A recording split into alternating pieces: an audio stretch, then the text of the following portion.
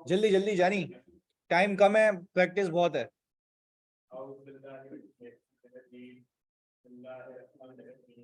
इधर जगह नहीं है।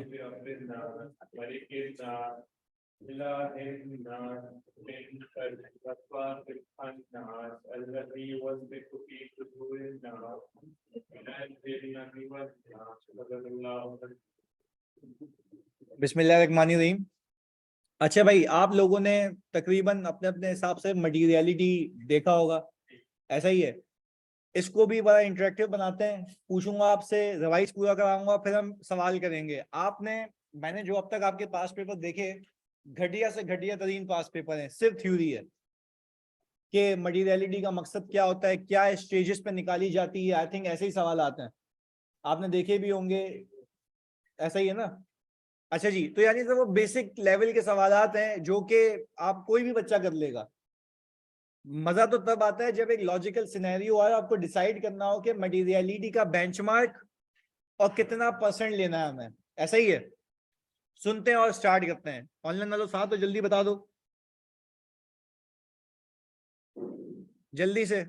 अच्छा, मैं ऑडिट, क्योंकि मुझे पता है ये पेपर पास करना क्वाइट डिफिकल्ट है as compare to other papers, तो मैं इसकी क्लास तो रोज लगाऊंगा। सही है जी, यानी आपने प्रैक्टिस करनी है, मैं फिर बता रहा हूँ कि प्रैक्टिस सेशन ले लिया, पास हो जाओगे, क्योंकि आपका हाथ सेट हो जाएगा कि how to solve the question, नए नए सिनेरियोज करेंगे। सही है जी, बहुत फोकस होके। अच्छा भाई, जब मैं मटीरियलिटी की बात करूं तो आपको पता है कि सबसे पहले मुझे एक बात बताओ, ऑडिटर का ऑब्जेक्टिव क्या होता है? मैं जिससे पूछूंगा वो बताएगा। उबैद जल्दी बता दे, ऑडिटर का ऑब्जेक्टिव क्या है? सही है, तुम कह रहे हो कि sir to obtain reasonable assurance that FS are free from material misstatement। अच्छा भाई, यानी सर हम कह रहे हैं कि ऑडिटर का मकसद ये है कि वो ये चेक करेगा कि ये जो FS हैं जिसके ऊपर मैं ओपिनियन दूंगा in the form of audit report, ये फ्री है मिसस्टेटमेंट से या मटेरियल मिसस्टेटमेंट से। ये कॉन्सेप्ट यहां से निकलता है कि फ्री फ्रॉम मटेरियल मिसस्टेटमेंट। अच्छा जी, फिर वो कहता है अगर आपको मटेरियल अमाउंट जाननी है, एक एक कुछ भी चीज मटेरियल है, तो वो मटेरियल कब कहलाएगी? जब when it is expected to influence the economic decision of users। भाई, एक मिस स्टेटमेंट मटेरियल तब कहलाएगी कि जब वो इस फाइनेंशियल स्टेटमेंट्स के बिना पे कुछ डिसीजन ले ले। अगर ये गलती सही हुई भी होती तो वो नहीं लेता। लेट्स से एक डेप्रिसिएशन एक्सपेंस बुक ही नहीं हुआ, एक डेप्रिसिएशन एक्सपेंस अगर बुक नहीं हुआ तो उसका जाहिर सी बात है प्रॉफिट फॉर द ईयर ज्यादा आया होगा, प्रॉफिट फॉर द ईयर। अच्छा, अब एक बात याद रखिएगा, मैं आपको प्रैक्टिकल ग्राउंड पर लिंक करके बताता हूं। हर एक इन्वेस्टर का ना अपना रिक्वायर्ड रेट ऑफ रिटर्न होता है, हर एक इन्वेस्टर का अपना रिक्वायर्ड रेट ऑफ, तो वो रिक्वायर्ड रेट ऑफ रिटर्न देखने से पहले ये देखता है कि कंपनी कमा कितना रही है। वो देखता है कंपनी, उसको हम कहते हैं अर्निंग पर शेयर, उसको हम कहते हैं। आप खुद मुझे बात बताओ, अगर मैंने डेप्रिसिएशन बुक नहीं किया तो क्या ये बात सच है कि पीबीटी इंक्रीज हो गया होगा? अच्छा, अगर मेरा प्रॉफिट इंक्रीज हो गया हो तो डेफिनेटली मेरी ईपीएस भी इंक्रीज हो गई होगी। अच्छा, तो एक इन्वेस्टर ये सोच के कि एक अर्निंग ज्यादा कर रही है तो डिस्ट्रीब्यूट भी ज्यादा करेगी, इस बेस पे वो डिसीजन ले चुका होगा कि मुझे इस कंपनी में इन्वेस्ट करना चाहिए। अगर ये डेप्रिसिएशन सही होता तो आई बिलीव कि हो सकता है वो डिसीजन ना लेता। यानी ये एक ऐसी मिस स्टेटमेंट है मटेरियल जो कि इकोनॉमिक डिसीजन ऑफ यूजर को क्या करेगी, इंपैक्ट करेगी। तो वो कहता है सबसे पहले आप ये समझ ले what does it actually mean by material, materiality का कॉन्सेप्ट। अच्छा, फिर हम आ गए ऑडिट की दुनिया में, बात समझिएगा। अच्छा, इसमें इतनी सी भी कंफ्यूजन हो हाथ क्या पूछना, क्योंकि अब खत्म करके उठना है इस टॉपिक को आज, सही है जी, फोकस होके। अच्छा भाई, हमने ये कहा कि यार हम ऑडिट में क्यों मटेरियल चीजों पे काम करेंगे भाई, क्योंकि हम ये कह रहे हैं कि अगर छोटी सी मिस्टेक होगी तो उसका इंपैक्ट उस यूजर के डिसीजन पे नहीं होगा, इंपैक्ट होगा अगर वो क्या हो, मटेरियल हो। इंपैक्ट होगा अगर वो क्या हो, मटेरियल। यानी ऑडिटर को पहले तो ये पता होना चाहिए what does it actually mean by material, और फिर सिंपल जबान में उसने लिख के दे दिया कि मटेरियल का मतलब यह है कि वो मटेरियल, वो अमाउंट जो आपके इकोनॉमिक डिसीजन ऑफ यूजर को क्या करे, इन्फ्लुएंस करे, यानी चेंज कर दे। बात क्लियर है, पहली चीज। अच्छा, अब हम आ गए ऑडिट की दुनिया में। हमने कहा अब ऑडिटर को यह सोचना है, अब ऑडिटर को ये सोचना है, बाबू ये साइलेंट कर देना मोबाइल वोबाइल जिसके भी बज रहे हैं अभी, बिल्कुल ना फोकस के साथ, ऑडिट है ये इधर। मैंने ये कहा ऑडिटर को ये सोचना है कि भाई मैं किसी भी कंपनी का ऑडिट करने जाऊं, मैं 50 कंपनीज का ऑडिट करूं, हर कंपनी में मटेरियल अमाउंट अलग होगी, हर कंपनी में मटेरियल अमाउंट अलग होगी। ये बात क्लियर है। अच्छा, फिर मैं मटेरियलिटी क्यों सोच रहा हूं, क्योंकि मुझे ये देखना है कि कोई मिसस्टेटमेंट मटेरियल तो नहीं है, मुझे क्या देखना है, कोई मिसस्टेटमेंट, क्योंकि मेरा मकसद है यार, मेरा मकसद है कि objective of the auditor is to obtain reasonable assurance that financial statements are free from material misstatement. तो मुझे पता होना चाहिए मटेरियल क्या पे, मैंने बोला मटेरियल का मतलब मैंने बता दिया, मटेरियल का मतलब है कि वो अमाउंट जो इकोनॉमिक डिसीजन यूजर को क्या करे, इन्फ्लुएंस करे। तो मैंने कहा भाई मैं कंपनी ए को पिक करूं, बी को पिक करूं, सी डी ई, में जिस कंपनी को पिक करूं, मुझे पता होना चाहिए कि इस शेयर होल्डर, इस कंपनी के शेयर होल्डर्स के लिए मटेरियल क्या है। अब जरा इसको एक स्टेप आगे लेके चलते हैं। देखो, nature and extent of audit procedure determine करने के लिए, गलत, बहुत आगे निकल गए, बेसिक समझे आप पहले, बेसिक समझे पहले, बहुत आगे निकल गए आप इधर। ये तो वही तो कह रहा था, ये तो सवाल आए हुए ना रट्टू वाले सवाल के, भाई चलो सही है, इसके लिए मकसद क्या है, बेसिक मतलब मटेरियलिटी के ऑब्जेक्टिव्स क्या है, क्यों निकालते हैं, वो एक अलग चीज है। आप सुकून से रहें ताकि पूरा कॉन्सेप्ट क्लियर हो गया, साइड में लगा देंगे इसको इधर। मैंने कहा भाई ये ऑडिटर है A B C D E, 5 companies के ऑडिट कर रहा है, मुझे ये पता होना चाहिए कि इस कंपनी के शेयर होल्डर्स के लिए क्या मटेरियल है, इस कंपनी के लिए, इस कंपनी के लिए और इस कंपनी के लिए मटेरियल क्या है। क्लियर है।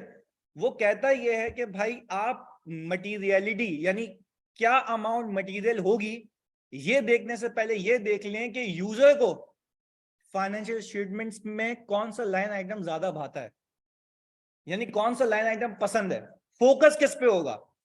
बात समझें वापस से, मैंने कहा मैं 5 कंपनीज का ऑडिट कर रहा हूं, पहले तो वो कहता है आप ये देखना चाहते हो ना कि एक कंपनी में अमाउंट ऑफ मटेरियलिटी क्या, मटेरियल क्या है किसी के लिए, तो वो कहता है कि ये देखने के लिए कि एक कंपनी में मटेरियल क्या चीज होगी, पहले ये देखो कि यूजर का फोकस किस चीज के ऊपर है, यूजर का।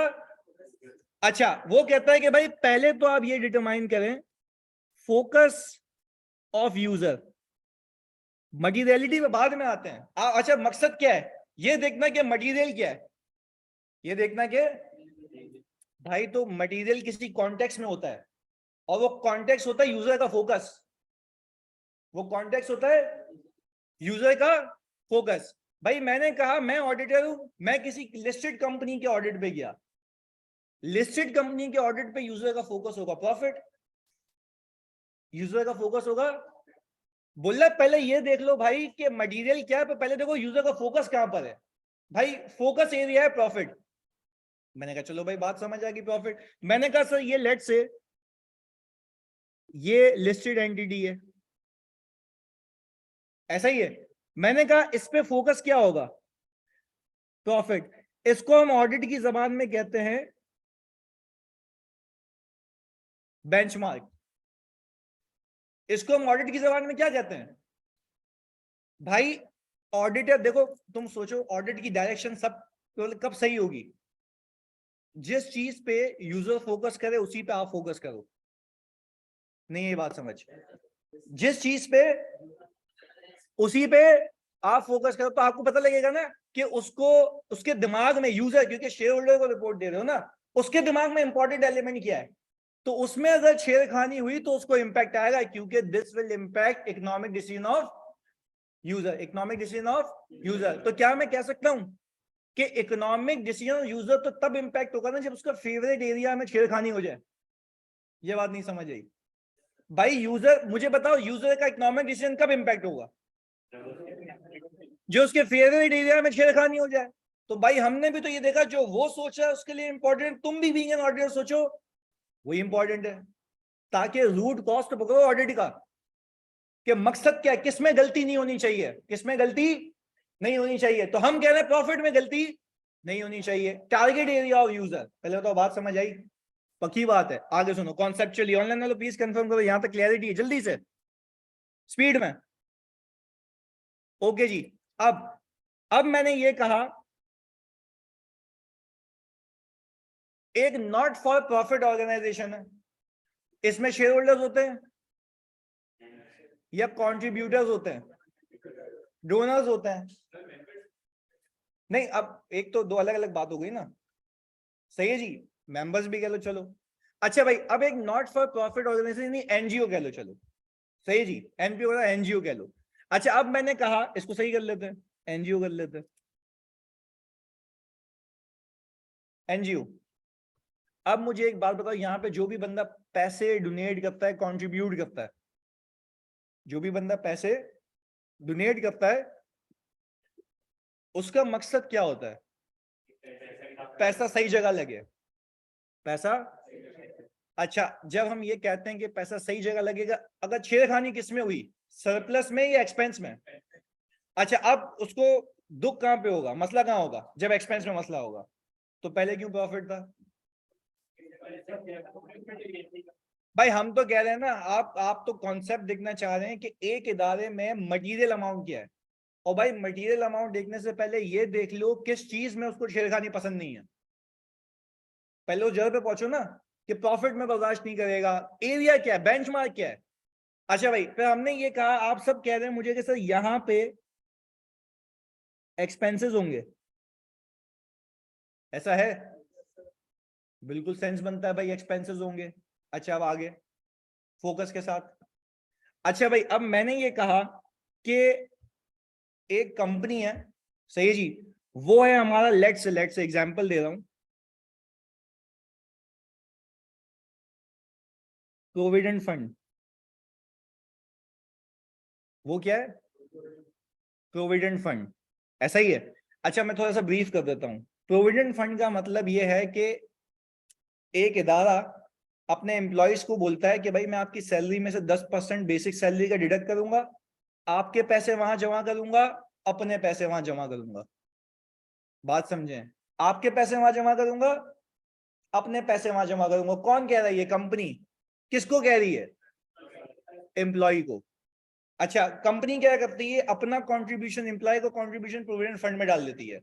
Fund is a separate legal entity, fund is a, उसका बैंक अकाउंट अलग होता है, उसका ऑडिट भी होता है, इसके ऊपर बिठाए जाते हैं ट्रस्टीज जो उसकी देख रेख करे, तो उसके ऑडिट का भी हुक्म है, उसके ऑडिट का भी हुक्म है। अब मेरा आपसे सवाल, अब मेरा आपसे सवाल, भाई जो ये प्रोविडेंट फंड है, इसमें कितने लोगों के पैसे हैं? अच्छा भाई, हैं तो एम्प्लॉइज के ना, हैं तो एम्प्लॉइज के। अच्छा अगर मैं बात ये कहूं, अच्छा प्रोविडेंट फंड से फिर इन्वेस्टमेंट्स होती हैं, जो रिटर्न आता है वो भी किसका? वो भी किसका? एम्प्लॉइज का। वेरी गुड, वापस समझे, बिल्कुल सही जा रहे हो, डायरेक्शन सही है। मैंने कहा कि भाई वो जो रिटर्न आता है वो भी किसका? एम्प्लॉइज का। अच्छा अब मैं आपसे पूछता हूं, अब ये जो ऑडिट आप कर रहे हैं, इसका अल्टीमेट यूजर कौन है? एम्प्लॉइज। इसका अल्टीमेट बेनिफिशियल कौन है? एम्प्लॉय। अच्छा वेरी गुड, एम्प्लॉय है। एम्प्लॉय को पूरे, मतलब नेट एसेट्स, मतलब लॉजिकल सी बात है ना कि इसके अंदर जो पैसे इन्वेस्ट किए गए वो तो मेरे लगाए गए पैसे हैं, वो तो कैश पड़ा हुआ है, उससे जो इन्वेस्टमेंट होगी उसका रिटर्न आएगा। तो हम टेक्निकली ये देखेंगे, देखो शायद देखो जो प्रोविडेंट फंड होता है ना, उससे कोई खर्चे नहीं होते, उससे कोई खर्चे, सिर्फ जमा होता है। तो ये इसमें अप्रोप्रिएट बेंचमार्क एसेट्स भी हो सकते हैं, इसमें appropriate benchmark, it depends upon your judgement. देखो ये लिखा हुआ है कि for the purpose of calculating materiality and selecting a benchmark, it's all about judgement. ये जजमेंटल एरिया है भाई। मैं अगर प्रोविडेंट फंड में पैसे डाल रहा हूं तो मेरे एसेट्स क्या हो रहे हैं, तो किसी भी member of the provident fund को यानी एम्प्लॉय को क्या चीज मसला करेगी, जब उसके पैसे क्या हो जाएं, उसके पैसे कम होने का मतलब समझते हो, एसेट्स कम हो जाए, तो उसका टारगेट क्या होगा, एसेट। क्योंकि लॉजिकली बात समझो भाई, ओवरऑल बेसिस पे अगर मैं देखूं तो मेंबर तो ये बोलेगा जितने एसेट ज्यादा मेरा रिटर्न उतना ज्यादा, तो वो बोलेगा भाई मेरा एप्रोप्रिएट बेंचमार्क क्या होगा, एसेट या तो नेट एसेट्स। और इस केस में प्रोविडेंट फंड के केस में एसेट्स और नेट एसेट्स समवॉट इक्वल होते हैं। हल्की फुल्की एक लाइबिलिटी आ गई इन्वेस्टमेंट में, ब्रोकर के कमीशन वगैरह पे करने के लिए, इसके अलावा कोई एक्सपेंस नहीं होता। अच्छा जी, तो यहां पे हम लिख सकते हैं कि प्रोविडेंट फंड में बेंचमार्क हो सकता है एसेट्स या नेट एसेट्स। आओ जी, हमने कहा कि सर लिस्टेड एंटिटी है, सुनना इधर, हमने कहा लिस्टेड एंटिटी है, बट लिस्टेड एंटिटी में आ गया लॉस, लिस्टेड एंटिटी में आ गया लॉस फॉर द ईयर। बात समझिएगा, लिस्टेड एंटिटी में आ गया लॉस। अच्छा आप मेरी बात समझें। अच्छा, और मैं पास्ट ट्रेंड भी देखता हुआ आ रहा हूं, कभी प्रॉफिट ऊपर आता है, कभी लॉस होता है, फिर प्रॉफिटेबल हो जाती है। ऐसा भी रिसेंटली मैं हेल्थ इंश्योरेंस बिजनेस का ऑडिट कर रहा हूं, तो हेल्थ इंश्योरेंस में आपको प्रिडिक्ट नहीं कर सकते कितने क्लेम आ जाए, क्योंकि बीमारी अचानक से आती है और फिर उसका क्लेम पे करना पड़ता है। हेल्थ इंश्योरेंस की बात कर रहा हूं। अच्छा, अब हुआ क्या कि एक साल में क्लेम ज्यादा आ गया तो प्रॉफिट क्या हो गया, एक साल में और ज्यादा क्लेम आ गया तो लॉस हो गया, अगले साल क्लेम्स नहीं है तो प्रॉफिट हो गया। क्या आप ये बात मानते हैं, there is huge volatility in the benchmark, there is huge volatility in benchmark. अब अपना दिमाग लगाओ, यूजर अब प्रॉफिट पे फोकस नहीं करेगा, या अगर सोचो, खुद भेजा इसको यूज करना दिमाग को ताकि याद हो जाए। मैं कह रहा हूं user ultimate objective listed entity है, प्रॉफिट कमाना ही होगा, पर उसको पता है कि इतनी अनसर्टेनिटीज हैं, क्लेम को तो वो कंट्रोल नहीं कर सकता, क्लेम को तो वो कंट्रोल, हाँ, the thing which he can control is revenue. अब मेरा फोकस क्या होगा कि मैं रेवेन्यू को ज्यादा से ज्यादा करूं। अब मेरा फोकस क्या होगा कि क्लेम जितने भी आ जाएं, नीचे बॉटम लाइन पे क्या बचे, प्रॉफिट। भाई सोचो, खुद सोचो, वो कहता है स्पेसिफिकली लिखा हुआ भाई एग्जाम में, हमारी ईवाई की गाइड में लिखा हुआ है कि जब सिग्निफिकेंट वॉलेटाइल प्रॉफिट्स हो ना आपके, ज्यादा कम, तो आप एप्रोप्रिएट बेंचमार्क वो है ही नहीं, सिग्निफिकेंट वॉलेटिलिटी है उसके अंदर। पर फिर वो कहता है ये कि भाई इस केस के अंदर you need to determine appropriate alternative benchmark. उस केस के अंदर एप्रोप्रिएट ऑल्टरनेटिव बेंचमार्क क्या है, रेवेन्यू। और क्या बेस्ट भाई मुझे बताओ, यूजर का फोकस एरिया क्या होगा, रेवेन्यू। यूजर का फोकस एरिया क्या होगा, रेवेन्यू। तो भाई अब हम रेवेन्यू को एज अ बेंचमार्क ले लेंगे। तो हमने ये कहा कि भाई ऑल्टरनेटिवली अब मैं टेक्निकली यूज करूंगा रेवेन्यू को, यहां पे कोई मसला। अब एक चीज देखते हैं, आ जाओ, एक और चीज एडिशनली। अच्छा जी, आ जाओ, एक आखिरी चीज आगे। फिर मैंने कहा कि सर लिस्टेड एंटिटी है। अच्छा, यहां पे मैं केस बना रहा हूं इसका, यहां पे फोकस होके देखना। लिस्टेड एंटिटी है, 2020, 2021, 2022, 3 साल आ गए, सही है जी। हमने कहा ये 3 साल है, यहां पे प्रॉफिट बिफोर टैक्स था, बहुत सुकून से समझना इस बात को, यहां पे प्रॉफिट बिफोर टैक्स था मेरा कोई 200 मिलियन, यहां पे आया सर 210 मिलियन, यहां पे आ गया सर 1200 मिलियन, यहां पे क्या आ गया जी, 1200 मिलियन। सर मैं अगर यहां पे देखो, सिग्निफिकेंट वॉलेटिलिटी का मतलब समझो, सिग्निफिकेंटली वॉलेटाइल 2 सालों में नहीं था, तीसरे साल में आके हुआ है। किस साल में, सिग्निफिकेंट वॉलेटाइल पता है कब होता, एक में लॉस होता फिर प्रॉफिट होता, और फिर अचानक से डबल प्रॉफिट हो जाता है, तो ये कहते हैं सिग्निफिकेंट वॉलेटिलिटी। इसके अंदर है एबनॉर्मेलिटीज। इसके अंदर क्या है? अच्छा, जब मैंने इन्वेस्टिगेट किया तो इसके अंदर एक gain on disposal of property था या सेगमेंट था, व्हाटसोएवर। मैंने कहा वो कितना गेन था, उसने बोला भाई 400 मिलियन। मैं गया, मैंने एक और एबनॉर्मेलिटी देखी इसके अंदर। उसने बोला आपको सिर्फ 1 साल के लिए गवर्नमेंट का कॉन्ट्रैक्ट मिला था जो कि अगले साल कंटिन्यू नहीं होगा, जो कि अगले साल कंटिन्यू नहीं होगा। हमने कहा कि भाई वन टाइम कॉन्ट्रैक्ट हमने निकाल दिया, और हमने कहा कि भाई वो कोई था 350 मिलियन का। अच्छा, अब इन दोनों को माइनस करें,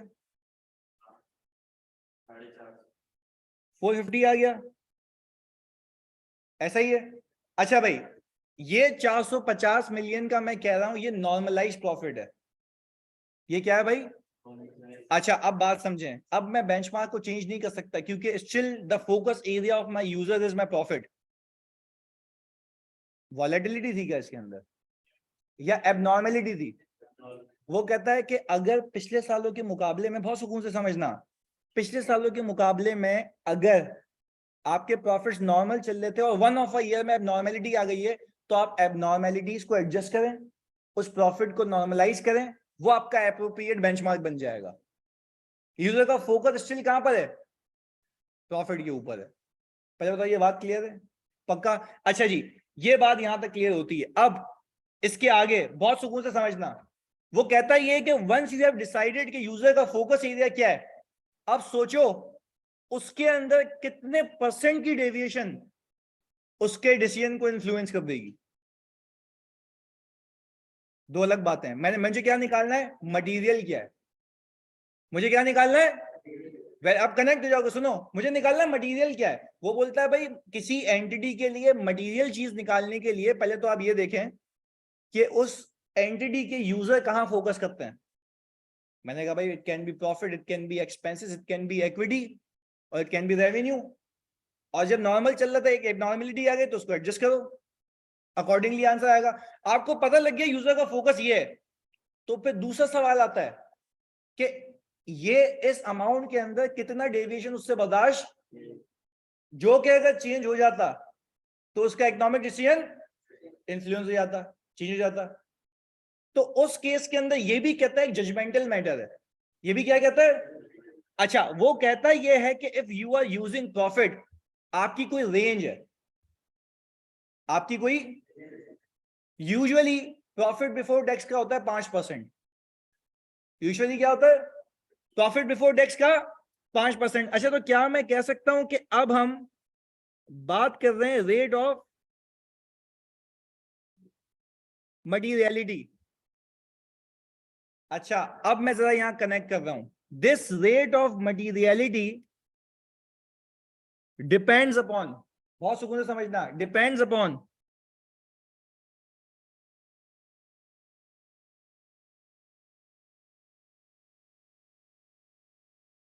योर रिस्क असेसमेंट।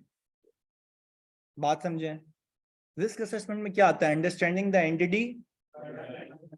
चलो, अब मैं अब मैं जिससे पूछूंगा वो मुझे बताएगा, गेम यहां ऑन हो जाएगी, समझिएगा बात को, कंक्लूड भी करना है ना उसको यार। अभी सुनो, मैंने कहा मेरा ये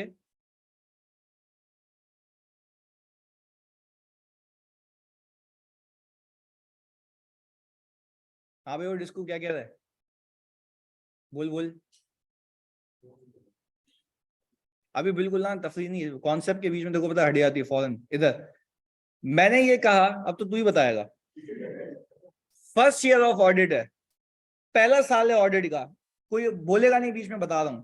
मुल्ला ये बात बता दे, पहले साल का ऑडिट है, मेरी मटेरियलिटी की परसेंटेज क्या होनी चाहिए? ऑनलाइन वालों आप लोग बता सकते हैं। हाँ जी, सोच के बता, गलत ही बता दे, मुझे पता तू गलत बोलेगा, जल्दी। लिस्टेड है।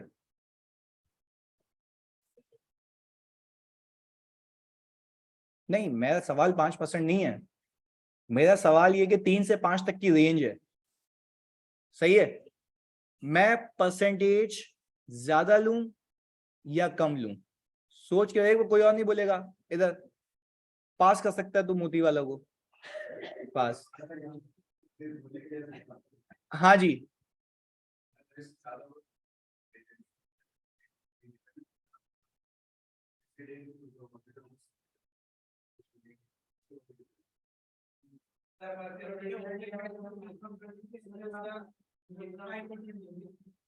Wrong wrong.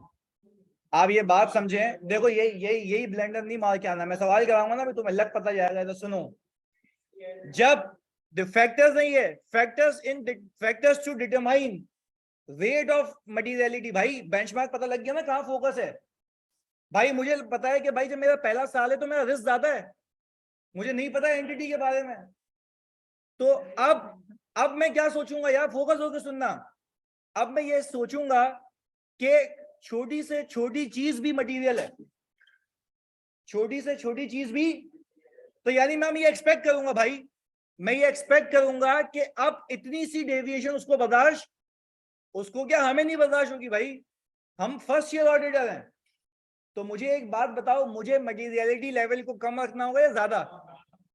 क्योंकि हम बोलेंगे कि भाई लेट से 100 रुपए का प्रॉफिट है ना, तो मैं बोलूंगा उसमें 3 रुपए भी मटेरियल है, उसमें 3 रुपए भी मटेरियल है। देखो मैंने कहा यूजर का फोकस ये दिया, फिर मटेरियलिटी।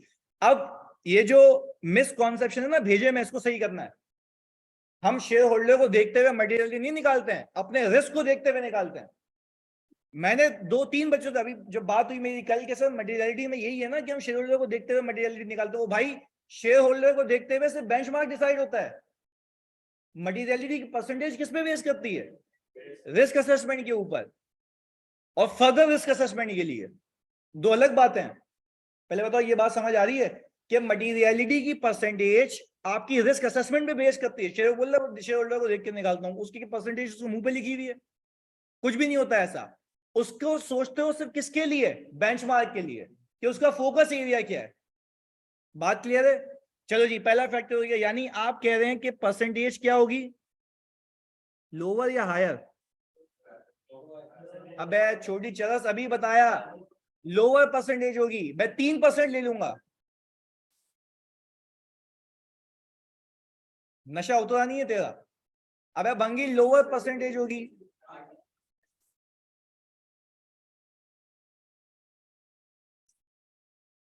आगे सुनो, फर्स्ट शेयर चलो सही मान लिया। अच्छा भाई एक और चीज सुनो, मैंने कहा चलो फर्स्ट शेयर नहीं है, फर्स्ट ईयर नहीं है, अब क्या होगी?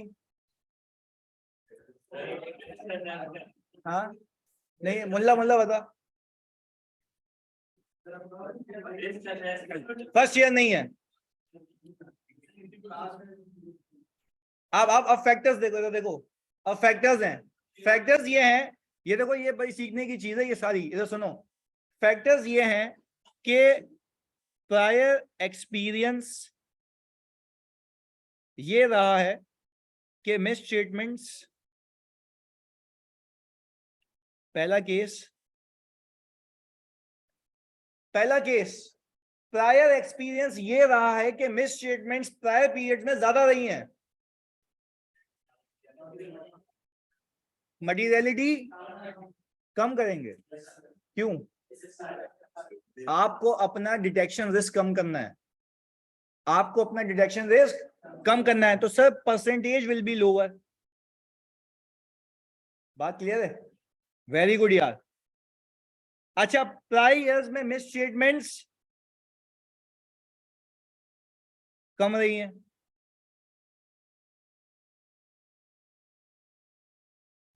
मटीरियलिटी ज्यादा रख सकते हैं, क्योंकि मेरी एक्सपेक्टेशन ये होगी कि एरर के चांसेस कम से कम होंगे, तो मैं मटीरियलिटी ज्यादा रख सकता हूं, क्योंकि फिर मेरा शेयर होल्डर सही है भाई, एक्सेप्टेबल है।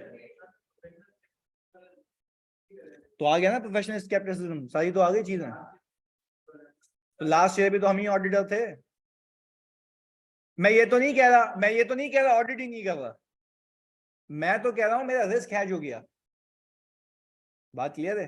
तो it all depends upon your risk assessment. Clear है? देखो मैं ये नहीं कह रहा प्रोफेशनल स्केप्टिसिज्म तो अभी भी रहेगी। चलो आपको ये भी बात पता ही होगी, आपने तो खैर ऑलरेडी किया है ये आई थिंक। मुझे ये भी पता है ना कि अगर बीच में अगर मुझे लगा कि मिस स्टेटमेंट्स निकलनी है तो मैं मटेरियलिटी को कम कर सकता हूँ। I can change my materiality, revise कर सकता हूँ।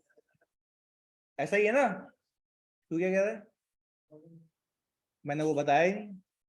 ये कैसी बात कर दी तूने? ये क्या होती है परफॉर्मेंस मटेरियलिटी? हाँ इधर भाई, ये कैसी बात कर दी तूने? मैं तो कह रहा हूं कि मटेरियलिटी में चेंज कर सकता हूं, बात इतनी सी की है मैंने। अच्छा अब समझो बात को, मैंने इनिशियली असेस किया था कि रिस्क कम है, तो मैंने कहा था कि भाई मैं अपनी मटेरियलिटी को ज्यादा रख रहा था। ऐसा ही है ना? अच्छा भाई अब मेरे को सब्सिक्वेंटली पता लगा कि भाई मिस स्टेटमेंट्स निकल रही हैं, तो मैंने कहा कि भाई जो मेरी असेसमेंट थी वो गलत थी। अब मैं अपनी मटेरियलिटी को क्या करूंगा? चेंज कर दूंगा, डिपेंड अपॉन के हालात वाकयात। या तू कहते घूमूंगे आगे चौरंगी पे। Materiality, focus. क्लियर है? इधर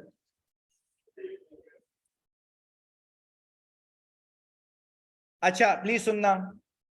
फिर एक ये रट्टो वाली बात जो है, रट्टू तोतो वाली जो आपकी किताब में लिखी हुई है, materiality depends upon the size of the benchmark. फजूल बात। इधर materiality depends upon the size of the benchmark. अच्छा रेवेन्यू जो है, सुनिएगा इधर, revenue as compare to profit तो ज्यादा ही होगा ना। अब उसके ऊपर भी 5% लगाऊंगा तो अमाउंट आएगी ज्यादा। तो उसके लिए वो बोलता है कि भाई मटेरियलिटी आपकी डिपेंड करती है आपके बेंचमार्क के ऊपर भी। अगर आपने बेंचमार्क ज्यादा वाला लिया है तो उसमें परसेंटेज यानी 5% नहीं लोगे ना, 1% ले लोगे, 0.8% ऐसे करके। तो it depends upon the judgement. अच्छा वापस से उसमें भी रेंजेस हैं। मैं ये तो by the passive time develop हुई है ना चीजें मार्केट के हिसाब से। हम जब भी रेवेन्यू पे पिक करते हैं ना तो वो कहता है 0.5% से लेके 1% तक आप रेवेन्यू पे चार्ज कर सकते हैं। 0.5% क्यों नहीं कर रहे इस पे? अच्छा अमाउंट जो इतनी मटेरियल आएगी ना हम बोलेंगे कुछ भी चेक नहीं कर रहे। बात समझ आ रही है? हम बोलेंगे कि भाई जब इतनी मिस स्टेटमेंट बर्दाश्त हो सकती है तो हम चेक ही क्यों करें, सब सही है। We have obtained reasonable assurance पे शेयर होल्डर को बोलूंगा देख भाई तेरी मटेरियलिटी, बोले तूने अपने हिसाब से कैसा सोच लिया भाई। बात समझ आ रही है? रिस्क असेसमेंट है ये। चलो तो गेम क्लियर है? ओके तो हमने बोला कि भाई percentage of materiality depends upon the size of benchmark.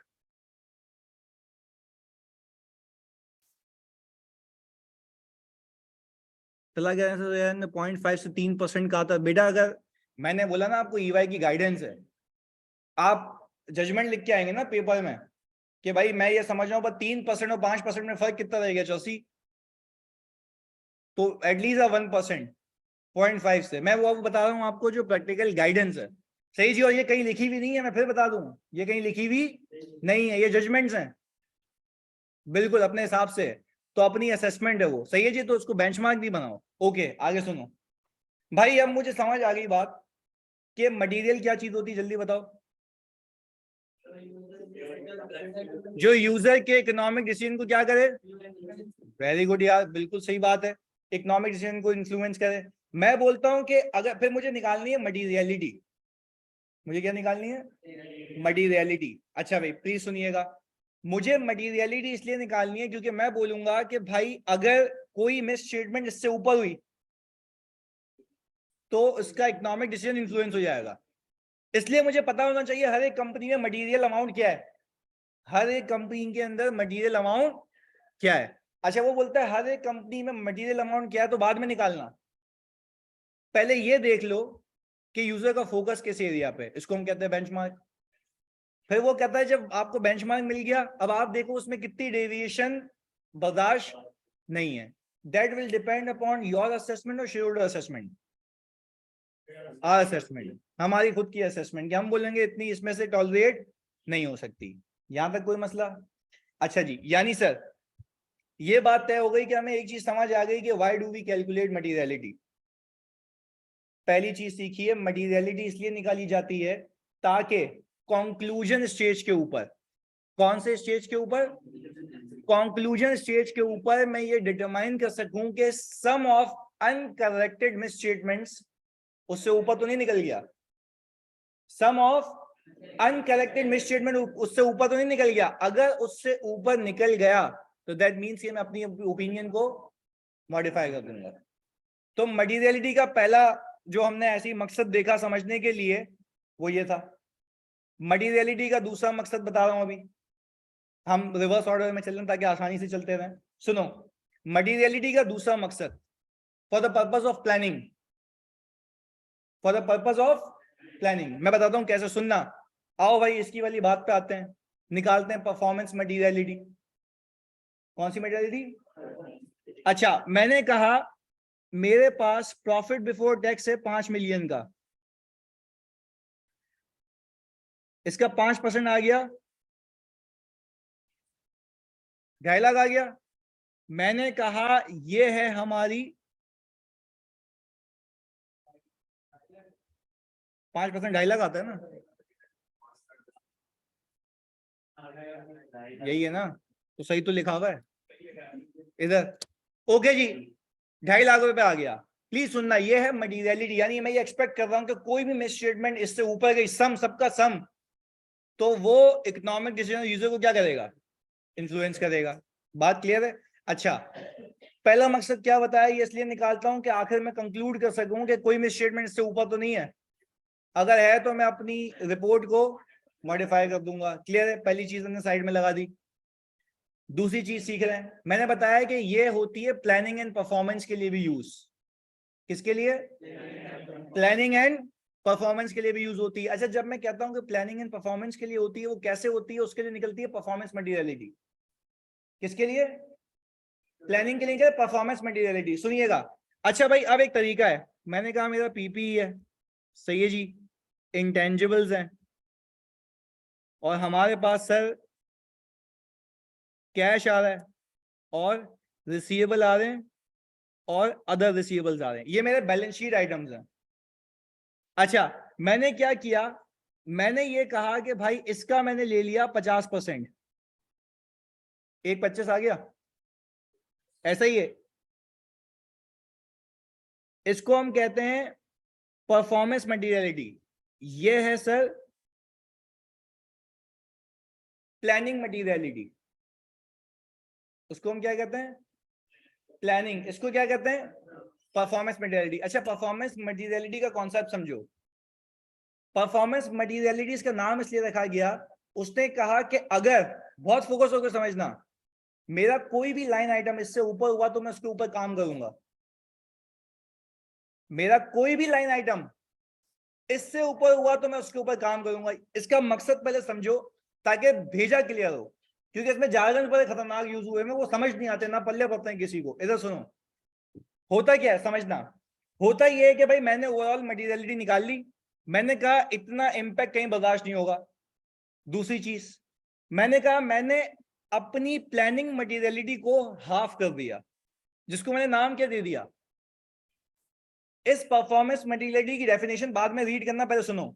इस परफॉर्मेंस मटीरियलिटी का निकालने का मकसद यह है कि आप इसी लेवल पे अपनी मिस स्टेटमेंट्स को रोकें ताकि वो 2.5 लाख पे नहीं पहुंच पाए।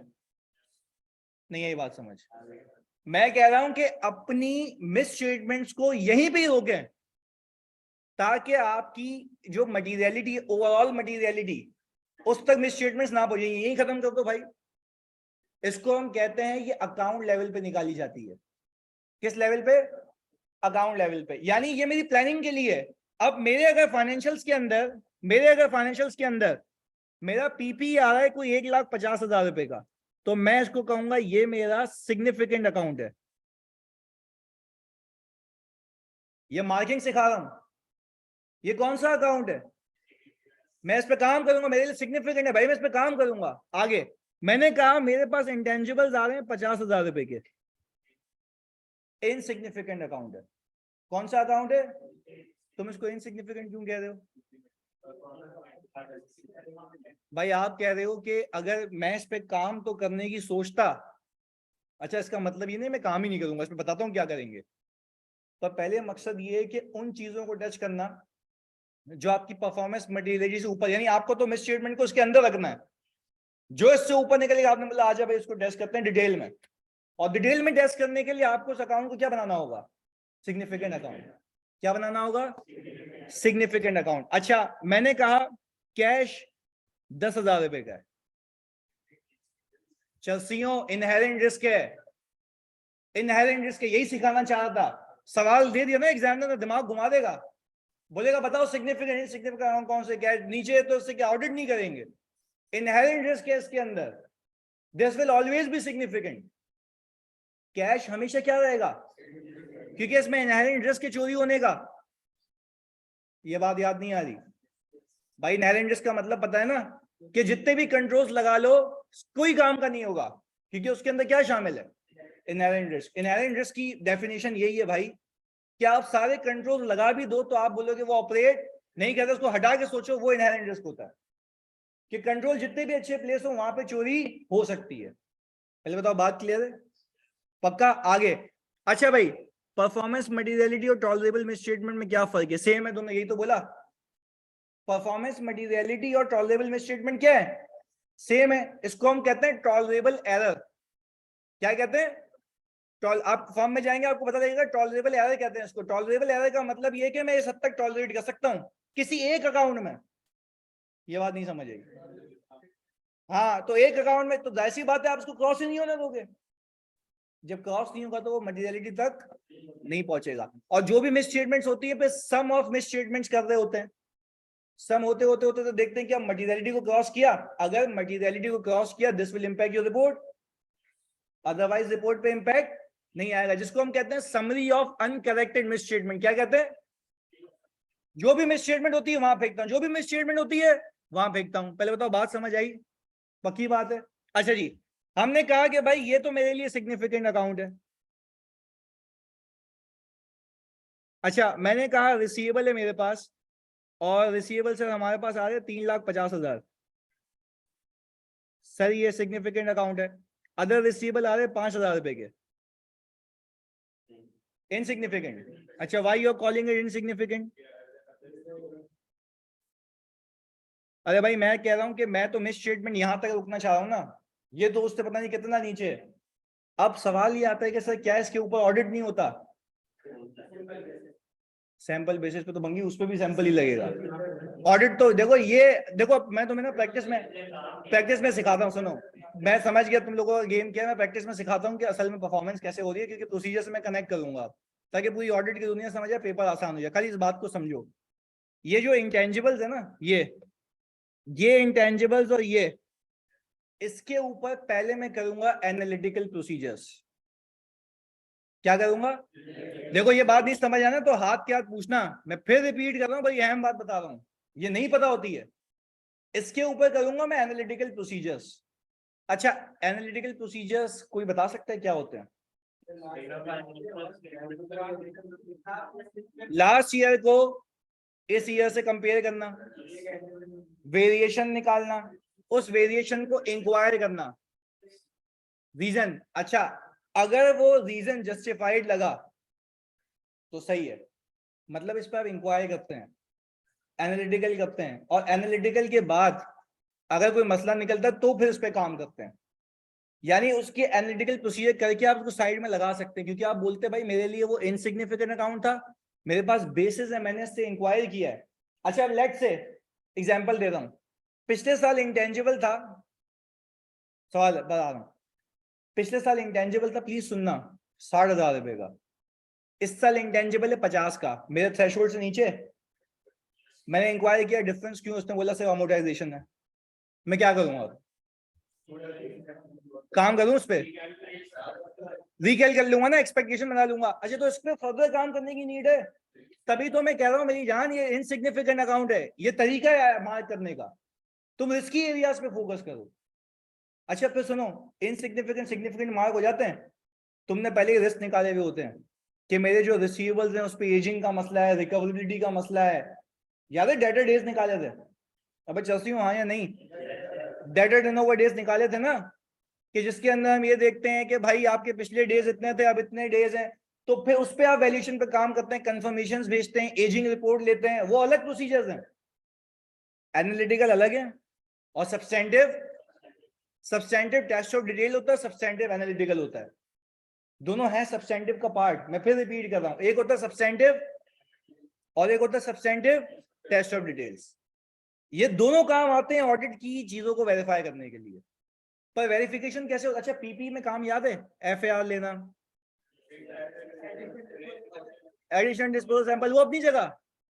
मैं कह रहा हूं वो सिग्निफिकेंट है। वो देखो, अब समझो ऑडिट की मंतक क्या है। अच्छा, रिस्क पहले ही निकले हुए होंगे, रिस्क, उसके बेस पे तुमने मटेरियलिटी डिसाइड की। अब तुम देख रहे हो कौन सा आइटम मटेरियल है, कौन सा, तो ये मटेरियल तो काम नहीं करेंगे। ये एनालिटिकल, वेरी गुड यार, पहले तो गेम समझ आई कि एनालिटिकली भी कवर करूंगा, शक होगा तो और काम करूंगा।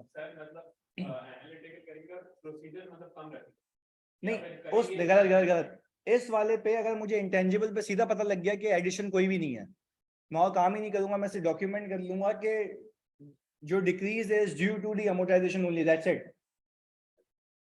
खत्म। इसके कर क्या सकता हूँ, मतलब मैं उसको बोलूंगा भाई इंटेंजिबल का रजिस्टर देते, बोलेगा ये ले, मैं क्या करूँ, उसका बोलेगा अमोर्टाइज कर ले भाई। तो इससे अच्छा लंबी करने के बजाय मैं क्या करूँ, डॉक्यूमेंट कर लूँ। These are analytical procedures. क्या आपने इंक्वायरी से सबूत मिल गया, दैट्स इट, बात क्लियर है? हाँ भाई ऑनलाइन वालों जल्दी बता दो, जल्दी से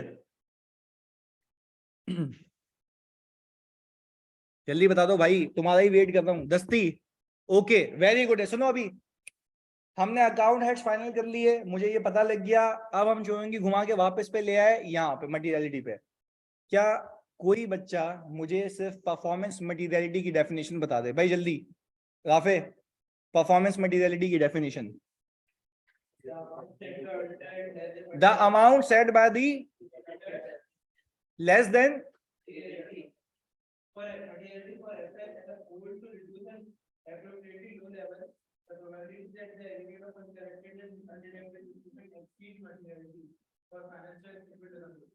बात समझ आई?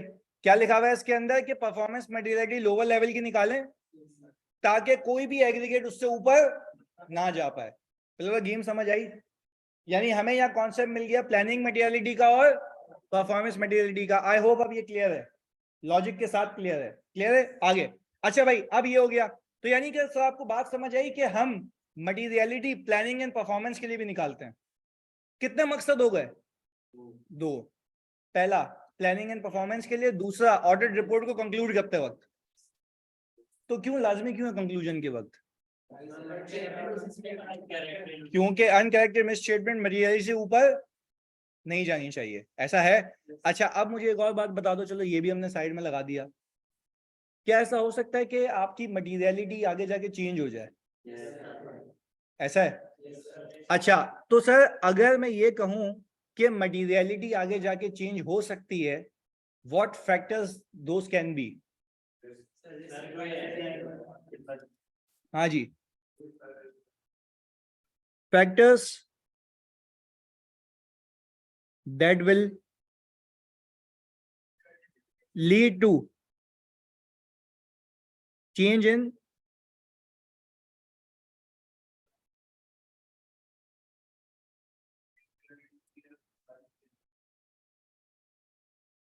हाँ जी,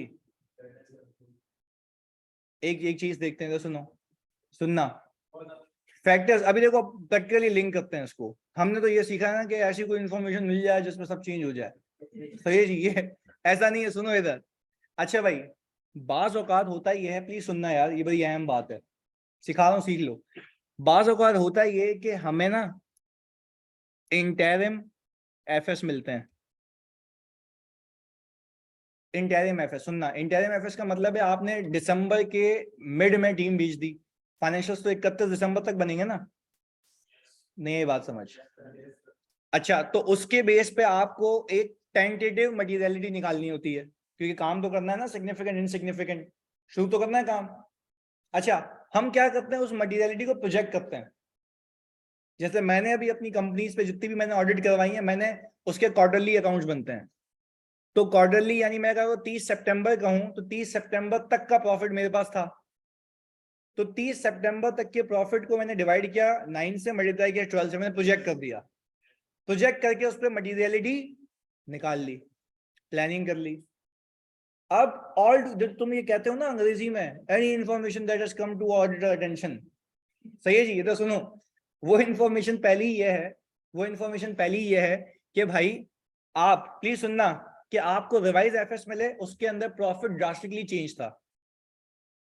आपने तो ये पैटर्न लगाया ना कि इवनली अक्रू हो रहा है, कैसा हो सकता है इवनली हो, या पैटर्न चेंज हो सकता है? तो सर दैट मींस कि interim FS versus final FS में डिफरेंस हो सकता है। तो इसलिए आपकी जो मटीरियलिटी है वो भी क्या हो जाएगी, चेंज हो जाएगी। ऐसा है? अच्छा जी, एक पहली चीज ये हो गई। दूसरी, अच्छा देखो वो ये भी लिख सकता है भाई, briefly describe the factors that will lead to change in materiality. अब उसने 5 नंबर दे दिए, तो बोलेगा anything that has come to auditor attention that will cause auditor to change in materiality. वो बोल रहा है बंगी सवाल ये किया था मैंने, तुम तो ये लिख के आओगे ना। उसने फैक्टर्स पूछे हैं कि भाई फैक्टर्स क्या है, कौन से फैक्टर, एग्जांपल्स मांग रहा है तुमसे। अच्छा भाई अब मुझे एक बात बताओ, दूसरा फैक्टर क्या होता है?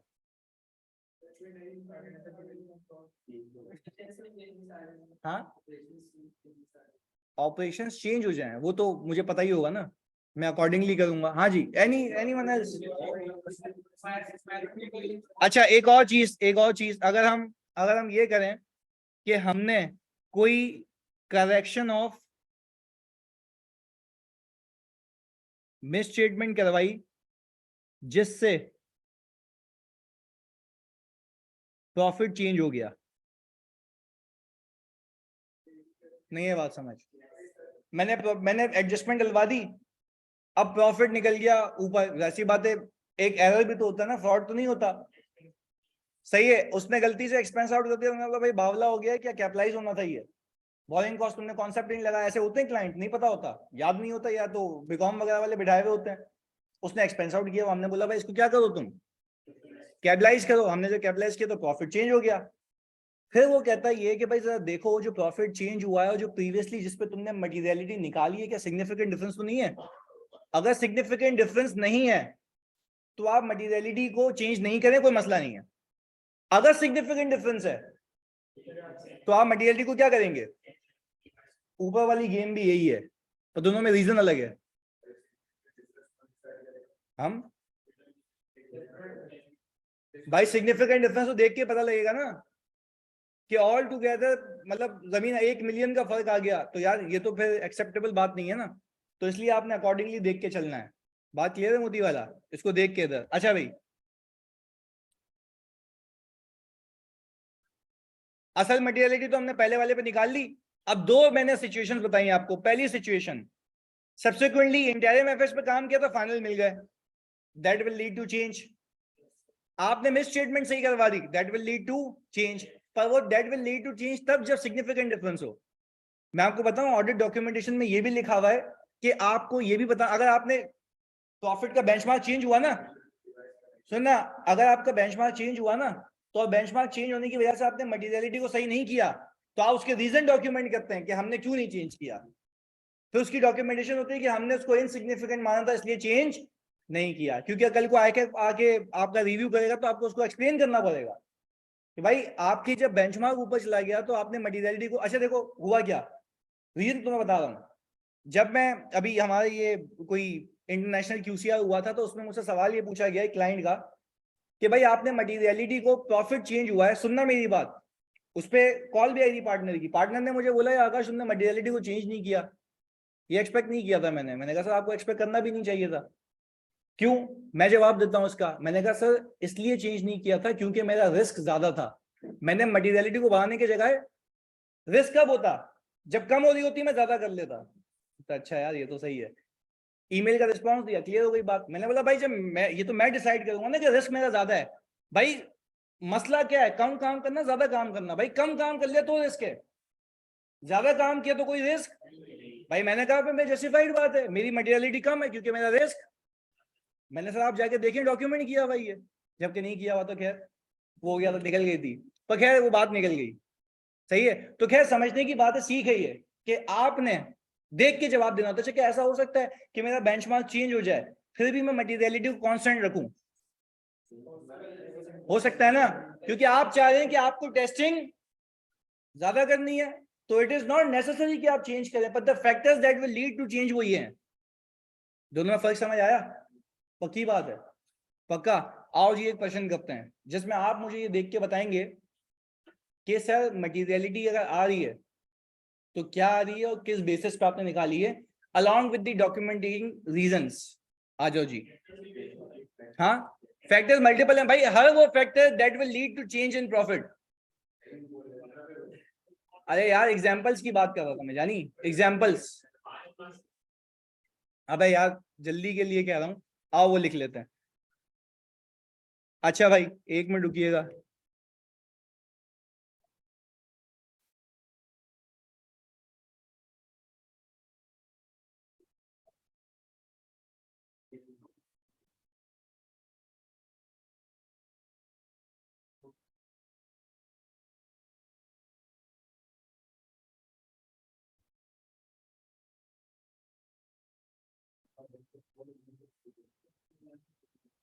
हाँ भाई 10 नंबर का सवाल है बस।